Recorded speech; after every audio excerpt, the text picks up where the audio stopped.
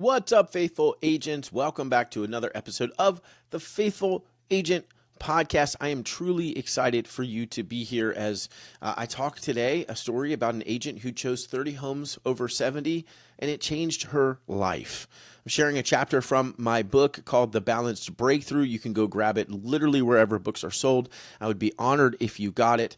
But part of that is a story of this agent. I'm going to tell you the story here in just a minute of an agent who chose 30 homes over 70, and it literally was going to change her life and how that could change your life too. But as always, let me start with a Christian dad joke. A boy was inspired one day when he read the verse about forgiving 70 times 7. One day, when he was in math class, he refused to work on the next problem. The teacher was frustrated and asked why. The boy said, "I've been counting. So far this semester, we've worked on 490 math problems. Today, we've reached the 491st math problem. And Jesus said, I only need to forgive you 490 times. That's fantastic. All right, so let me tell you this story. I never know how to transition from those. All right, let me tell you this story.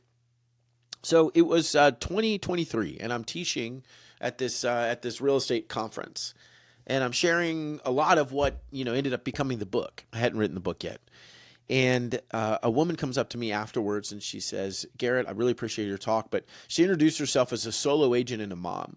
And she said, "Garrett, last year I sold 55 houses, my best year ever," which is an incredible year.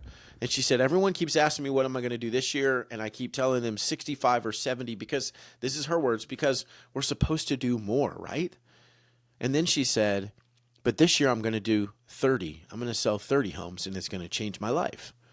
And I said, why? I hadn't given the talk to encourage agents to sell less necessarily, just to find purpose of what we were trying to do and what success looks like. And she said, "Garrett, I got into this industry because I wanted to pick up my daughter from school. But I've been so busy selling homes. Guess what I've never done?" And I love it. I say this all the time. I wish I'd gotten her information. I could follow up with her. I could do all those things. But I think about her often and think about hopefully she went out in pursuit of what she just said. And imagine how that could change the course of her life and her daughter's life.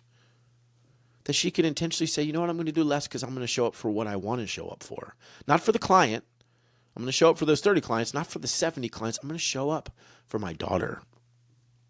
And I think about what could have happened in the opposite direction, right? The ripple effect of the decisions that we make. What could have happened? She could have said, "I'm going to go for the 70. I'm going to go for broke. And it doesn't matter when or where. If I'm on vacation, I'm working. If I'm out at the beach with my daughter, I'm working. If I'm in the pickup line to pick her up from school, I'm working. And maybe I'm not even there anymore. I hire somebody, or my mom or dad or somebody comes and picks her up. My husband picks her up. And it's okay because I'm doing it for her." I think about the ripple effect of those decisions, right? The ripple effect of us getting pulled into this idea of hustle culture, this seduction of more, right? Maybe she sells 70 homes and people praise her left and right, and she feels like the industry's golden daughter, but maybe her life would have been falling apart quietly because she would never be home. Maybe her husband would be exhausted. She'd be anxious and distracted and spiritually empty, working 70 hours a week, quote unquote, for the family, but barely even seeing her daughter, who was the reason she got into the industry. And I remember feeling the same way. Many of you know my story, but I was winning on paper, but losing where it mattered most. And the worst part, I thought it was a noble thing. I was selling a lot of homes. I was doing all those things, but I remember the conversation with my wife, which I'm going to share in a minute, that just changed everything. But that's what hustle culture says. That's what hustle culture does. It baptizes busy. It celebrates burnout as ambition and overworking as dedication. It teaches you that rest is weakness and pace is for people who don't want it badly enough. And friends, that's just not true. There's one night, and you can read about it again in the book, The Balanced Breakthrough. Go grab it wherever. I'd be honored for you to read it. I hope it makes a difference in your life. But I remember when my wife told me, "I feel like you're choosing real estate over us." And I couldn't argue with her because the truth was she was right. Like, my identity was wrapped in production. My worth was fulfilled in the numbers, and my security was wrapped in my pipeline. And God needed to break me down to rebuild me. Yeah, my business stayed really strong. That's not what I mean. In his kindness, I kept closing 50 a year, but it was this identity problem. It was this trust problem. Psalm 127 says, unless the Lord builds the house, those who build it labor in vain. I realized I was building something impressive, but not something eternal. I'd gotten into this industry for the sake of my family, but who was losing out? My family. So I remember the radical decision I had to make, not to shrink the goal of selling 50 homes, but to shrink the allowable time I spent doing it. And here's what I mean. I went from giving myself a 60-hour work week where I could take those 60 hours and sell 50 homes. It was putting me in the top 1% in our area. And I said, you know what? I'm not going to do that anymore. I have to do this under 40 hours. Is that even possible? And not going to lie, many of you have heard my story. The industry told me, nope, it's not possible. My own team leader in the office I was in said, not possible. Most of the people around me said, not possible, right? Certainly not only by relationship. It didn't make business sense, right? The people around me, maybe behind closed doors were mocking me saying, oh, look, Garrett is going to sell 50 homes in under 40 hours a week. That's not possible. But I decided that was most important was I was going to be in pursuit of what I wanted to be in pursuit of, which was my wife and my kids. And I believed, and I wanted to show that if you honor the Lord and you rightly order your life, that he can build your business even when I'm taking time off at 5 p.m. and turn off my phone so I can be fully present with my 6-year-old playing Legos. That if I am on date night and I leave my work phone at home and because I want to honor my covenant bride, that the Lord can still be growing my business even when I'm not there. Because who builds the house? The Lord does. So I said, I'm going to sell 50 homes in under 40 hours a week. And guess what happened? That's exactly what happened. The Lord did that. The Lord did that, right? Because I wasn't willing to lose everything that mattered. So I made that decision, right? I wanted to work less. I wanted to be more present at home. I wanted to choose health over hustle and obedience over opportunity and the calling over clout because people were making fun of me. And hear this, this might be for you today. Sometimes the bravest thing you can do is choose less. For the woman I shared about at the beginning, it was choosing to make less money so she could show up better. For me, it was choosing to work less, even if that meant my business would sell less, but in the Lord's kindness, it sold the same. But choosing less, being willing to do less. And now hear me, if you're in a place where you have to provide and your family is not providing, then you probably need to be choosing more. You need to get out there and figure it out.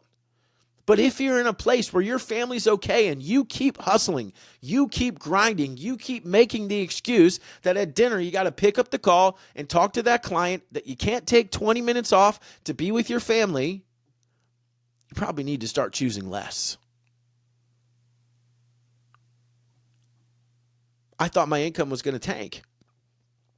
I thought my clients would be disappointed when I said, hey, Wednesday night is date night and you can't get me after 5. Saturday is by appointment only, and Sunday I don't work unless we're actively negotiating. When I told them that, hey, I'm free from 2 to 5 on Tuesday to show houses, and they said I'm working, I said, I totally understand. That's when I'm available, and they figured it out. Keep in mind, I was 100% referral. I have been for 11 and a half years. And so people have challenged me and said, well, that's not very good customer service. You're telling them you're available during the day. What about after hours? And I would always say I had to protect my family first. And guess what? My clients respected that. I thought my income was going to tank. The clients would be upset. The business would slow down. But instead, my marriage strengthened. My health got mostly better. I still love to eat. My peace returned. My kids got to see daddy more. And my business literally grew. Right? Yeah, I was selling the same amount of homes, right? For the first few years, I was selling 50 homes evenly, exactly the same amount. But I was keeping more of my money. I was keeping more of my sanity. Because when you remove the chaos, you create space for clarity. When you show up as a whole person, you serve your people better. And I really believe when you replace hustle with purpose, your impact multiplies. Saying to my wife that I'm going to work 40 hours instead of 60 didn't shrink my life, it saved it. That woman who chose 30 over 70 sales didn't shrink her life, it saved it. It restored probably her relationship with her daughter, which she would never care how many homes her mom sold if she never got to see her. What is the table going to look like? What do you want the table to look like 20 years from now? Who's at the dinner table? Is it your family? Is it your kids? Are they married? Do you have grandkids? Is it your spouse? Who's going to be there? And are they going to be talking about how many homes you've sold? Or are they going to be talking about how much time they've had and the fun and the experiences and the joy and the memories they've created with you and how they love to be at your table? You know, inside the Balance Breakthrough, I do talk about a healthy ceiling, right? The maximum number of clients you can serve without sacrificing your values. And you got to determine it like this. You got to define what matters most, right? With your marriage, your faith, your kids, your health, your sleep, your time. And then you decide what pace honors those priorities, right? So how many hours can I work in pursuit of that? The hierarchy of attention, which I talk about, if it's for me, it's the Lord, it's my wife, then it's my kids, and then what's left? Once I am obedient in honoring those relationships, whatever time is left, go be excellent and a good steward in building that business. It's not necessarily about what maximizes GCI, though that matters, right? You got to be a good steward in your business, meaning making wise decisions. But you first need to think about what maximizes obedience and impact. If you build a business, right? If you're a husband, listen to me. If you build an amazing business that sells a ton of homes and makes a ton of money, but you did it by ignoring your wife, that is sin, brother. If you're a wife, if you're a mom, and you built a huge business by ignoring your responsibility to love and serve and support the kiddos and raise them up, that's sin. And it doesn't mean there's not grace, because there is. Praise God for that grace, because I need it every day. Many times a day. But it's about honoring the priorities.